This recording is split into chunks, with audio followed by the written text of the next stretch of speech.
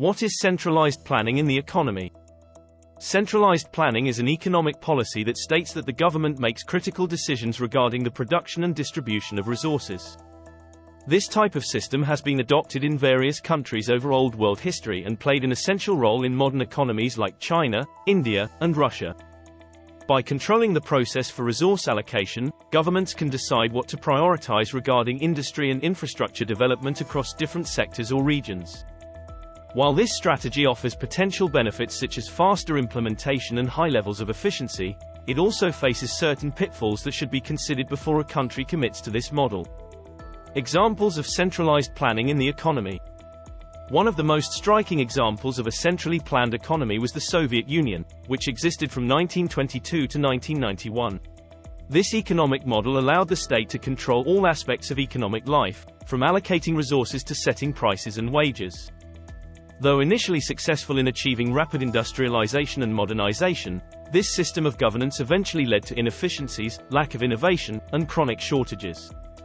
The rigid bureaucratic structures and absence of market forces impeded the ability of the economy to adapt to changing circumstances and cater to the population's diverse needs. Consequently, the Soviet Union's centrally planned economy contributed significantly to its disintegration.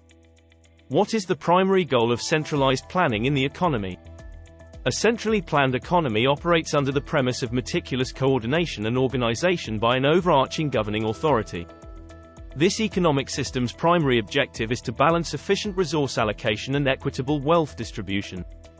The aim is to minimize the influence of market forces and diminish the potential for private monopolies. As a result, central planning strives to foster an environment that nurtures social welfare and long-term economic stability for the nation. What is the difference between centralized and decentralized planning?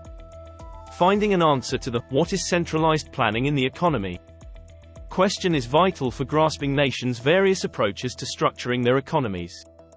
In a centralized planning system, the government holds the exclusive authority to make decisions related to the production, distribution, and allocation of resources, acting as the primary architect of economic activities. This model aims to achieve synchronized societal development, particularly in areas the market might overlook, such as public infrastructure or social welfare programs.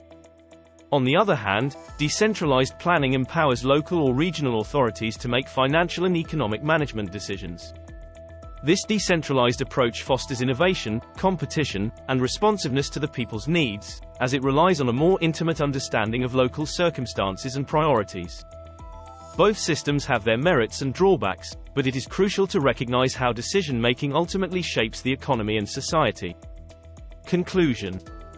While there are similarities between centralized planning and decentralized planning, the primary differences between them are who makes decisions, how much decision-making authority they have, and how resources are allocated among those decisions made. Ultimately, centralized planning can effectively increase economic efficiency, while decentralization provides more autonomy for organizations regarding decision-making.